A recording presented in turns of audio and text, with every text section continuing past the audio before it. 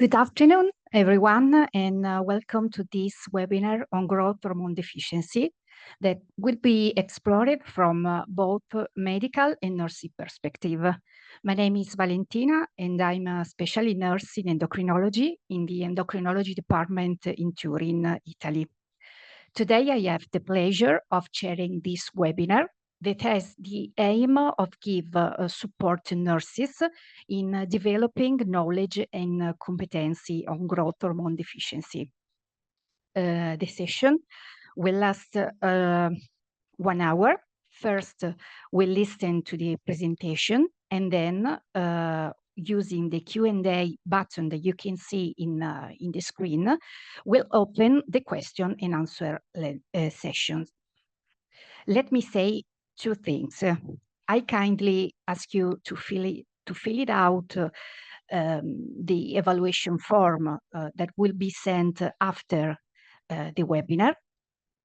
And the second one is that this session will be recorded, so will be available on the ESE website. So if you want, you can share the recording with your colleagues. But now it's time to start, and I have the pleasure to introduce you the first speaker, Dr. Linus Haberbosch from Germany. He's an endocrinologist at the Charité University of Berlin, where he leads the Pituitary Tumor Center of Excellence. He's actively involved in international research and publications that focus on neuroendocrine interaction, molecular imaging, and patient-related outcomes in pituitary disorder. His presentation, titled Growth Hormone Deficiency, Physiology, Diagnostics, and Treatment Options, will provide us with a comprehensive understanding of the underlying mechanisms, current diagnostic approaches, and evolving treatment strategies. Dr. Haberbosch, thank you for being with us today. The floor is yours. Well, thank you very much for the kind introduction. I hope you can hear me and see my presentation. Please tell me if otherwise. It is an absolute pleasure to be here and to talk to you a bit about growth hormone deficiency. I have acquired quite the large and comprehensive topic by covering physiology, diagnostics, and treatment options. I'll try to make this interesting, but please bear with me if I can't cover everything in exact detail. So, to start with, these are my conflicts of interest, and now for the agenda. So I would like to start with a case presentation and sort of use this case to illustrate different aspects of growth hormone deficiency and its treatment. And thereby I'll go through physiology, diagnostics, and treatment options, leaving you with a summary, and then leading over to the next talk. Just for housekeeping, questions can be asked via the Q&A tool and will be answered at the very end of both of our talks. So to start and jump right into the case. So this is a case from our center here in Berlin, and a 60-year-old male patient who was transferred to our department after diagnosis of an adrenal crisis. He was a former triathlete, still pretty fit, rather on the lean side. He had panhypopituitarism since 2003, following an exploration of the sella due to suspicious growth, which most likely was a misdiagnosed hyperphysitis. We don't know entirely. He is HIV positive with an initial diagnosis in 1992. His antiretroviral treatment was currently paused. The patient being treated for his adrenal crisis improved rapidly following IV hydrocortisone, but still reported severe muscle fatigue, weakness, and exhaustion. You can see his medication on the right. So it's mainly hydrocortisone, altharoxine, and testosterone. So this is how you could draw a timeline of this patient's medical history up to now, which would be 1992, the diagnosis of HIV, started on AZT as a treatment, then this unfortunate exploration of the sella leading to panhypopit, which was then replaced with altharoxine, hydrocortisone, and testosterone. Then there were 2 changes of antiretroviral medication, 2005 and 2020. And then 2022, he moved to Berlin and suffered an adrenal crisis. So far, so good. But there is unfortunately also a different story you can tell with this medical history, which would go a bit like this. So in 1992, the patient had the HIV diagnosis, which understandably led to the development of depression.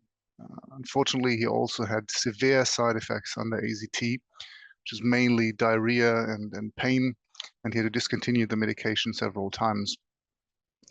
After the cell exploration leading to panhypopituitarism, the depression worsened significantly. When the side effects continued after changing the antiretroviral medication in 2005, the suicidal ideations of the patient became more frequent, but he still had hope for new therapies helping him. But when in 2020, the second change of the antiretroviral medication did not improve the situation, the patient gave up on life and applied for a hospice placement even.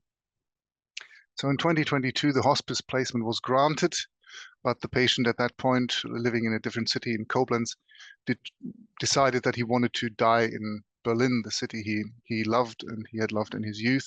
So he moved to Berlin, and he suffered the adrenal crisis mainly, or most likely, because he stopped taking his hydrocortisone with a suicidal ideation as the basis of doing that. So this is a patient that clearly has terrible quality of life and does not want to live his life anymore. So there's a question for me as an endocrinologist: what can I do to improve his quality of life at the moment, to help him? So we have treated the acute problem of the adrenal crisis, but the patient is obviously still suffering. So what have we done for the panhypopituitarism? So we've replaced, or the colleagues have replaced the corticotropic axis with hydrocortisone, the thyrotropic axis with L-thyroxine, and the gonadotropic axis with testosterone. And even over-replaced testosterone, interestingly, which can be seen on the right. The free androgen index is above the norm. So the patient has more than fully replaced all relevant axes. We do not replace prolactin, except for the somatotropic axis, so except for growth hormone. And our question is now, can growth hormone be helpful in this situation? Can growth hormone deficiency be part of the problem? And to investigate this question, I'm taking you all a bit back to the physiology of growth hormone. What is growth hormone? What does it do in the body? So growth hormone, first of all, is a peptide hormone with about 191 amino acids, one of the larger hormones of the pituitary gland. If you look at the other hormones, it's only matched by prolactin in its complexity. And the somatotropic cells producing growth hormone make up about 30 to 40% of pituitary cells. So quite a significant part of the pituitary is dedicated to growth hormone production. Still, it is one of the most vulnerable axes, and typically the first one to go if the pituitary is damaged, even before the gonadotropic axis and definitely before TSH and ACTH, the thyrotropic and corticotropic axis. I'm not going to bother you too much with all the pathways and combinations on the right. Just for a general idea, the hypothalamus controls growth hormone release via the growth hormone releasing hormone, GHRH, and somatostatin, so GHRH, stimulates growth hormone release from the pituitary, and somatostatin blocks growth hormone release. And then growth hormone from the anterior pituitary is secreted into the circulation, and among other things, stimulates the production of insulin-like growth factor 1 in the liver, which then again has a lot of effects in the body, two of which are the effects that are well known for growth hormone, which would be muscle growth and lipolysis, so less fat and more muscle. So that is a brief overview of what growth hormone does. Growth hormone is unfortunately stricken with a slightly misleading name. So it's named growth hormone, and you can already see in this figure that it does more than growth, but that's what it's mainly known for. So how does it induce growth? When is it secreted? How does it do that? So we have two distinct rhythms of growth hormone which are relevant. One is the rhythm during the life course. So growth hormone is secreted typically at the highest rate during puberty, So you can see there nicely how it increases and then drops again.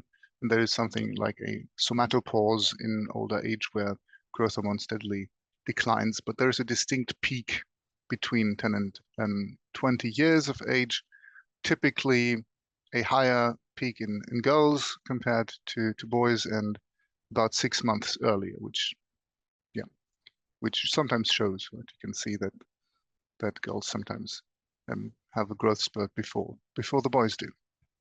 So that's one of the rhythms. That would suggest that the main effect of growth hormone might be in this younger age.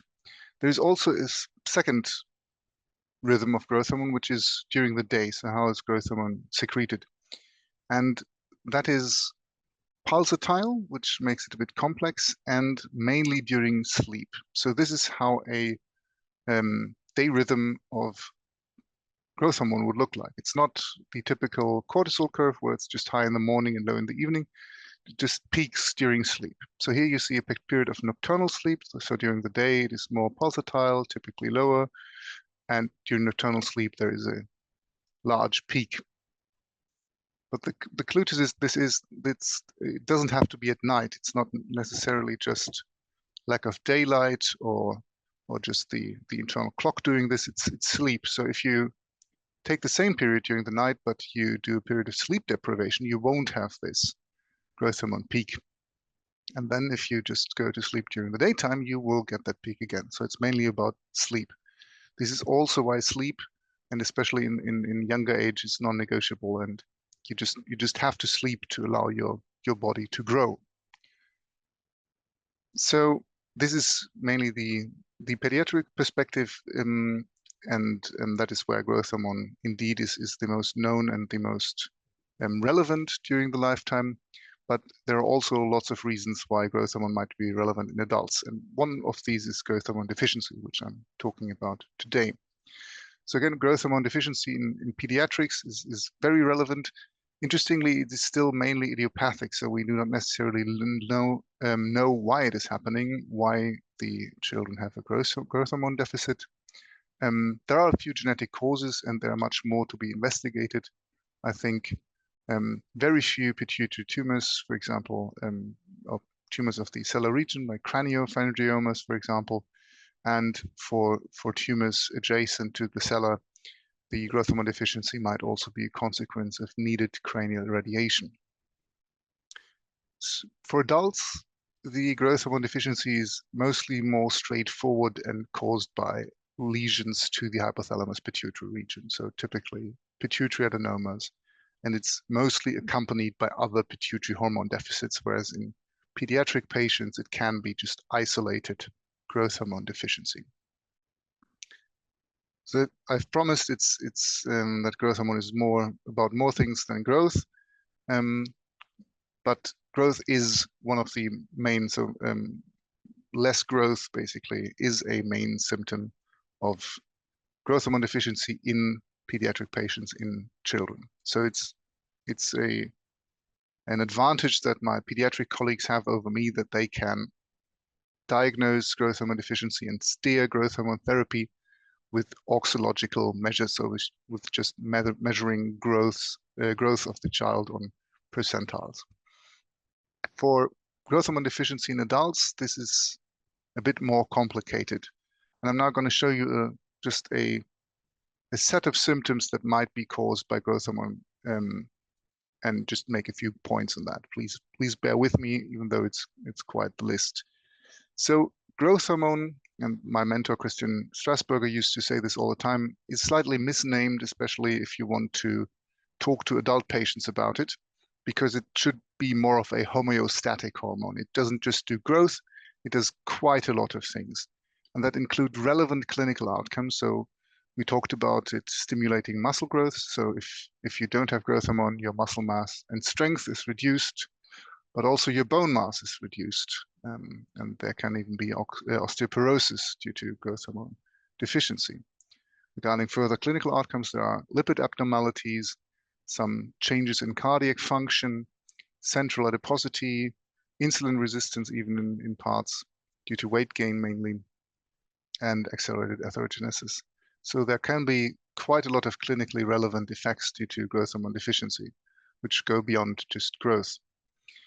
And on the other hand, there is, and I'm personally very interested in this, there's just an immense impact on quality of life. You feel, when you have growth hormone deficiency, reduced energy, fatigue, your concentration can be impaired, and you can even suffer memory loss, and you just feel generally depressed, can feel anxious, and this all together can lead to a sense of social isolation and just a general lack of quality of life. So again, while it is more complex to think about growth hormone in adults, it's really an immensely important hormone. And if these slides didn't convince you yet that even in adults, growth hormone is extremely relevant, here is just a general curve showing the number of deaths in patients with growth hormone deficiency compared to the expected value in the normal population. So basically, there is just an excess number of deaths. This growth hormone deficiency, if not treated correctly, shortens the lifespan and causes additional deaths. It increases mortality.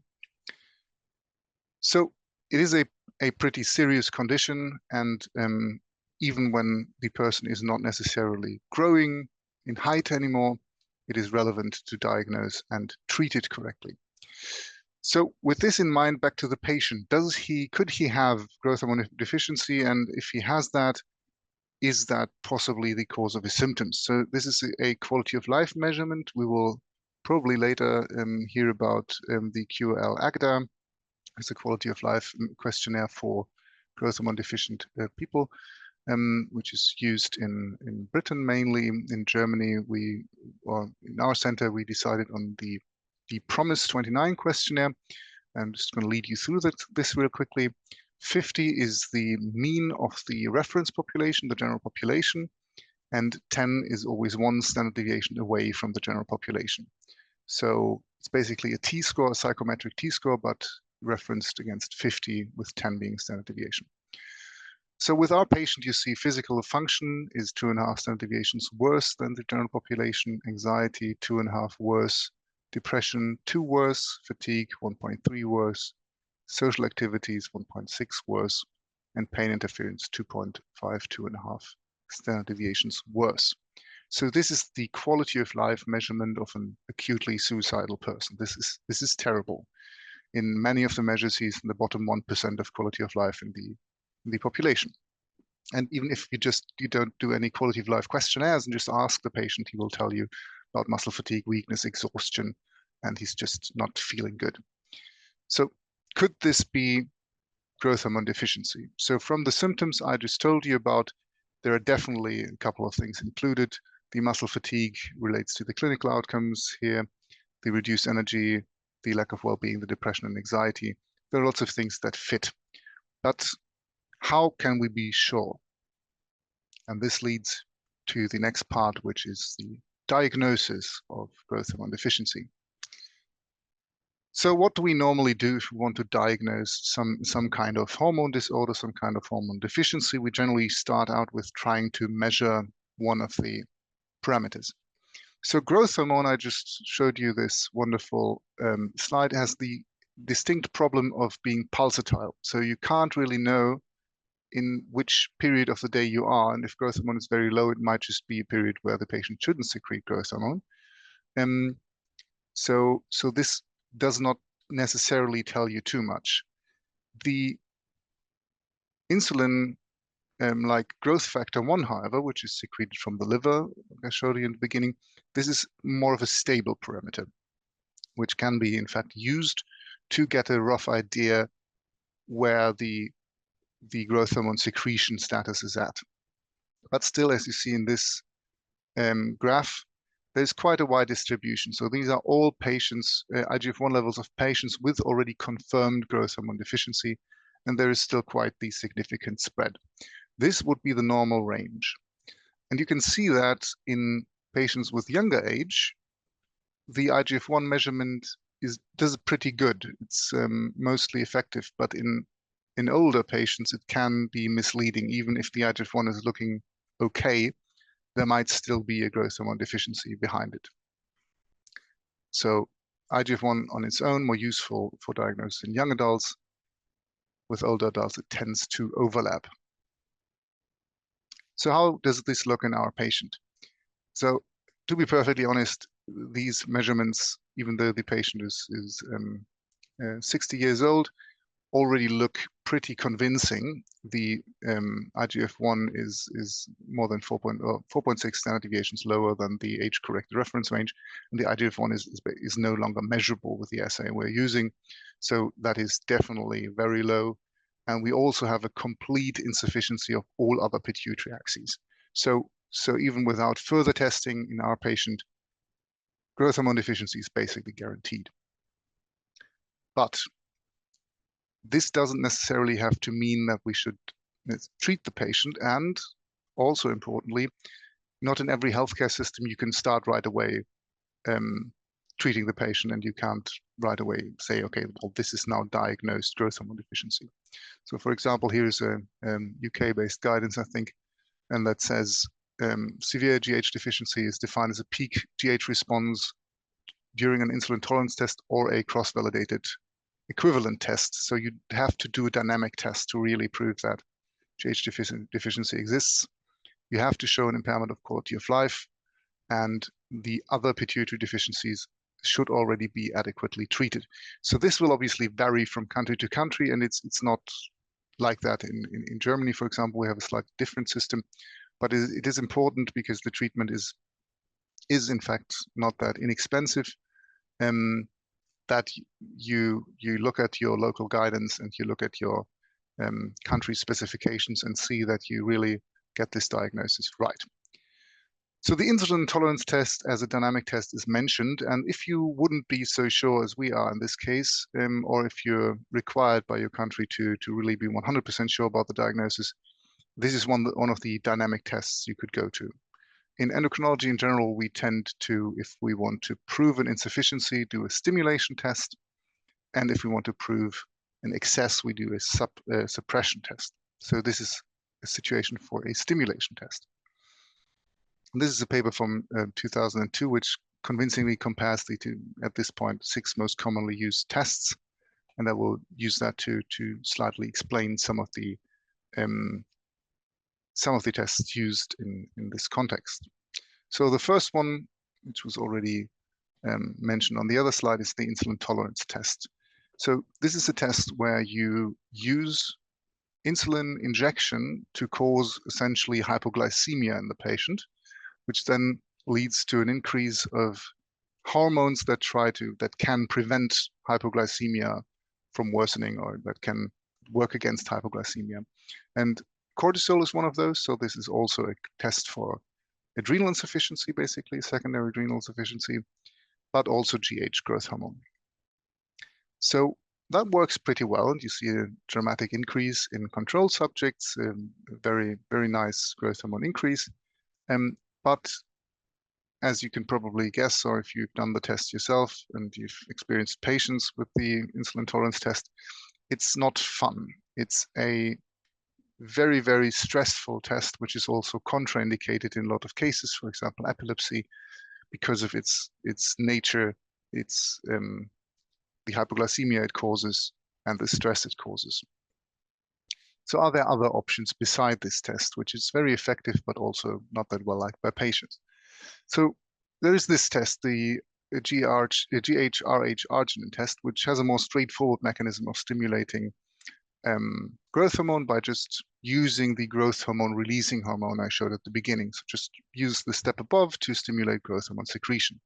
And that worked great, and that worked almost as good as, if not exactly as good as the insulin tolerance test.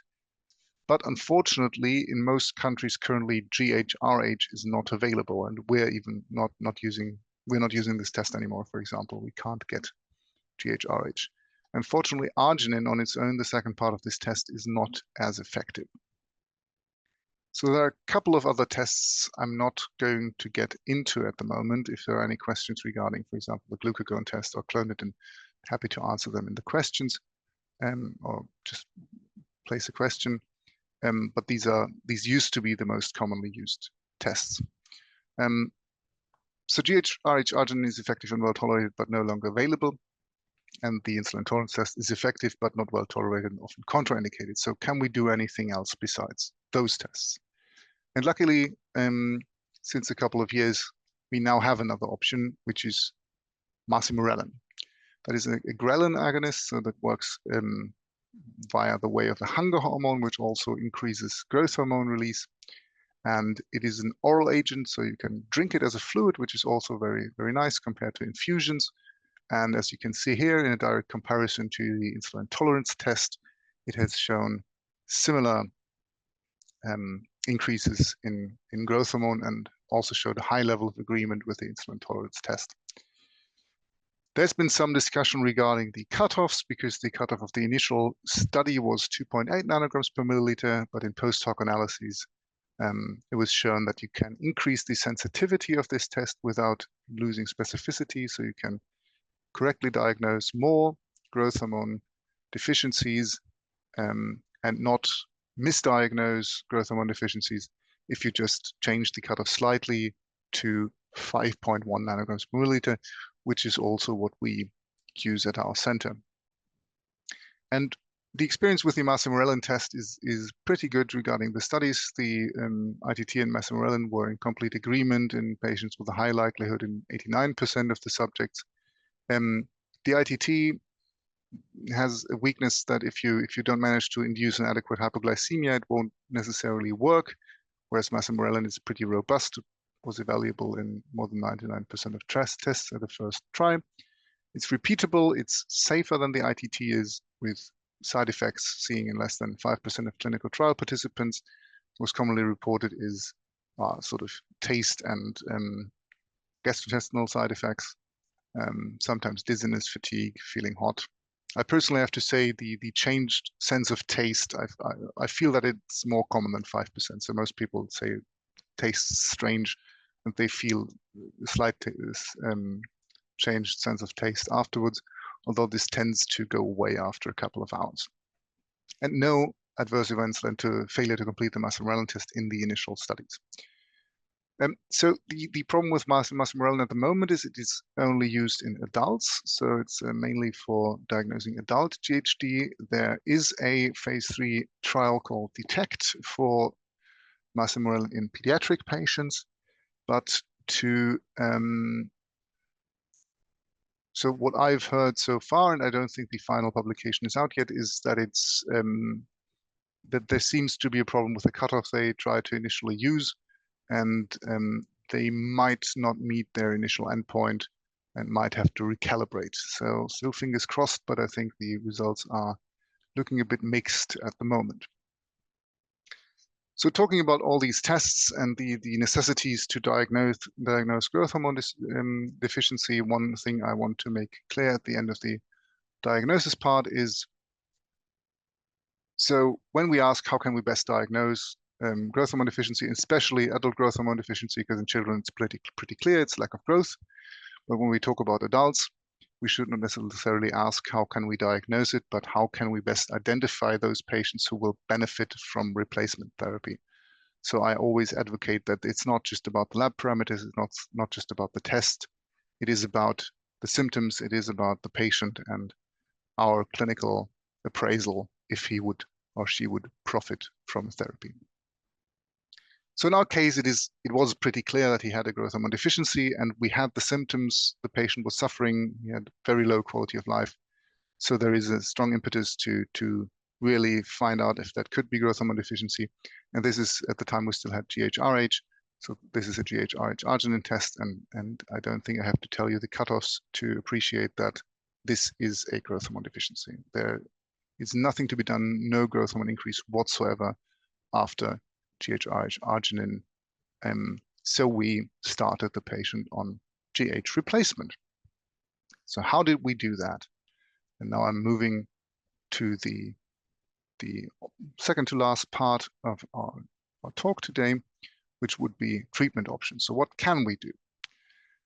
And the most straightforward option we have at the moment is somatropin, which is just recombinant human growth hormone. That is usually a pen used. So it is a pen which you can use for daily injections. So a bit like insulin application, but you have to do that daily, right? And it's mostly working fine, even though one could think the daily injection in the morning is not exactly the pulsatile secretion that growth hormone is used to, but still works great and alleviates most of the symptoms associated with growth hormone deficiency and gets the IGF-1 into a stable range. And that's what we, to spoil the end of the case, this is what we use in our patient, and this is still mostly our standard of practice. However, daily injections can be challenging for some patients, and especially for pediatric patients and patients who generally struggle a bit with adherence or who have a problem with needles. They can just, you know, not enjoy too much these daily injections, and they can be scared a bit away from this. This can lead to reduced adherence, essentially, daily injections. And there's a wonderful quote which says, drugs don't work in patients who don't take them. So if patients are, for whatever reason, inclined not to do daily injections, we have a problem. And we might even have patients who tell us, yes, I'm taking it. The laboratory parameters show they're not. And this is obviously not a good situation to have for either the physician nor the patient nor the surroundings of the patient. And it's not that uncommon to have the fear of needles. People in the healthcare system sometimes overlook this, but it is pretty common.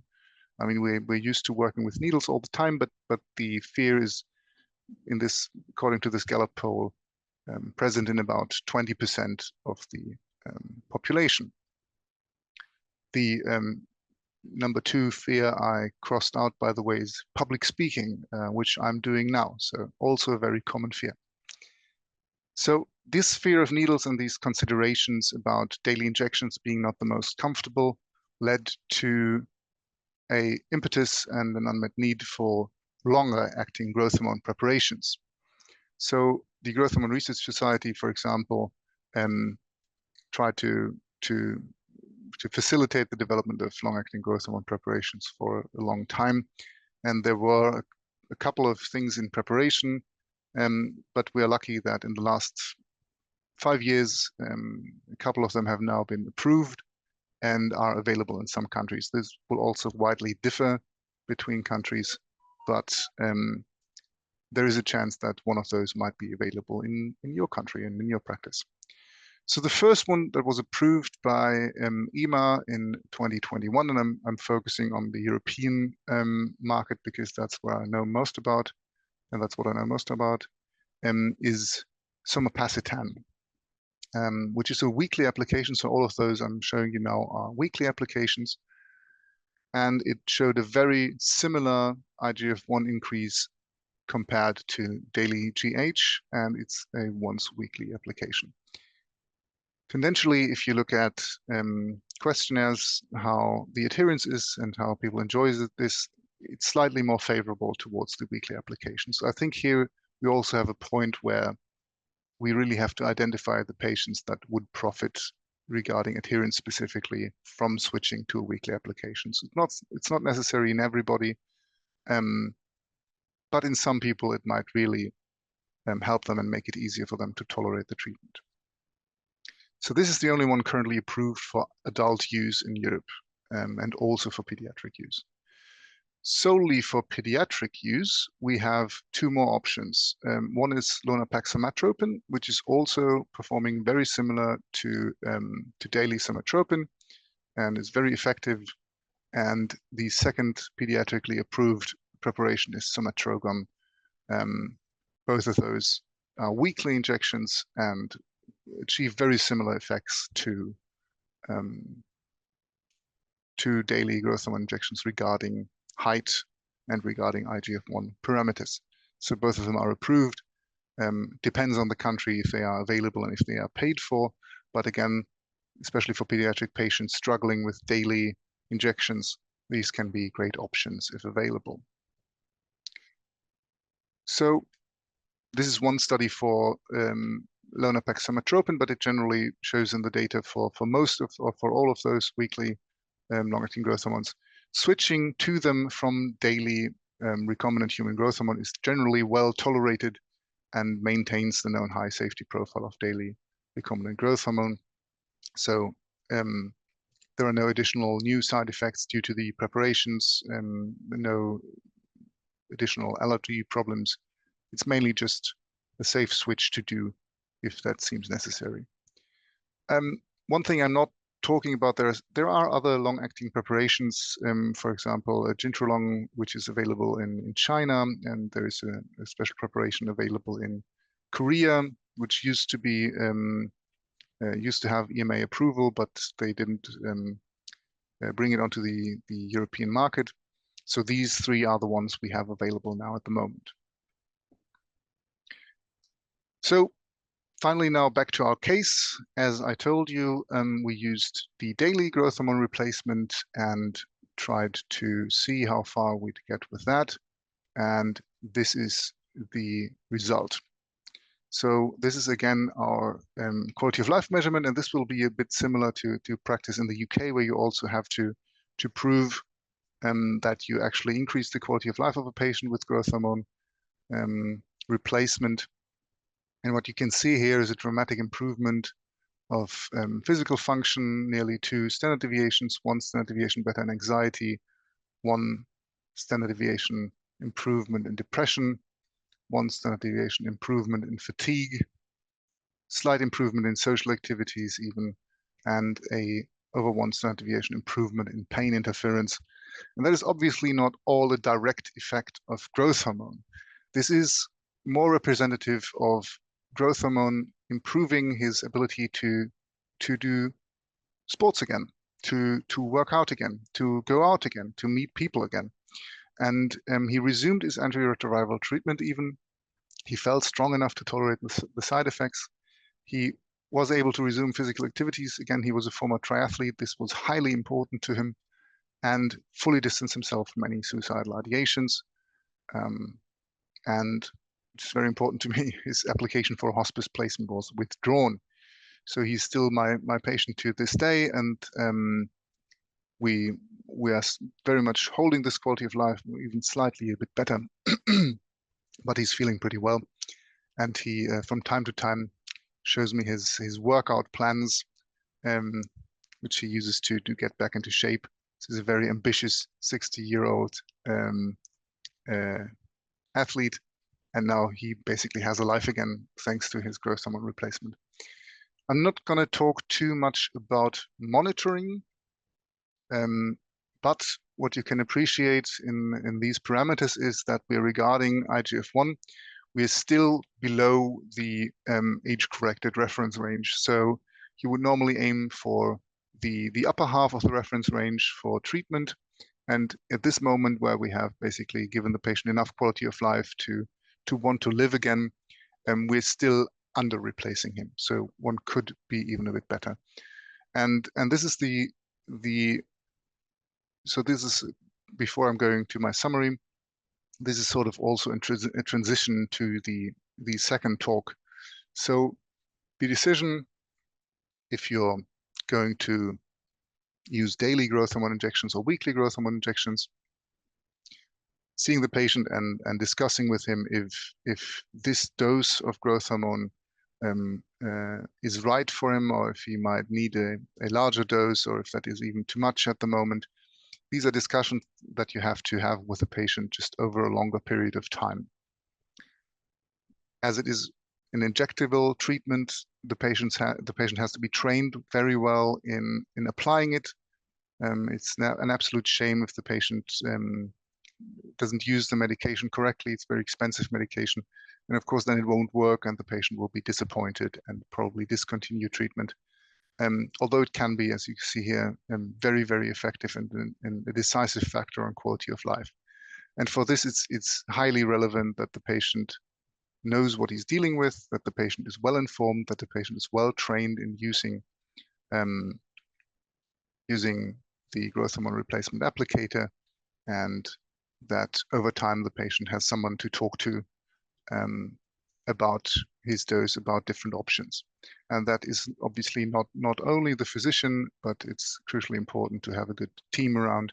And we are in Berlin very lucky to have Katrin Zopf as our head endocrine nurse, who's doing just a fantastic job, and who is even who's much more knowledgeable than I am about the different applicators and the different options and needles you could possibly change if the patient has just side effects at the injection site. And really working this out and being able to find a therapy, a growth hormone replacement therapy for a patient that really, really helps them, and identifying the correct patient to help can really do a lot of good. So moving on to the last part, the summary of my talk, I want to leave you with these few take-home messages. So the first one is growth hormone deficiency is a serious condition increasing mortality and reducing quality of life. It's not only for growth in children, although it is extremely important in that area as well. The Marsen-Morellen test is a safe and effective test for testing for growth hormone deficiency in adults.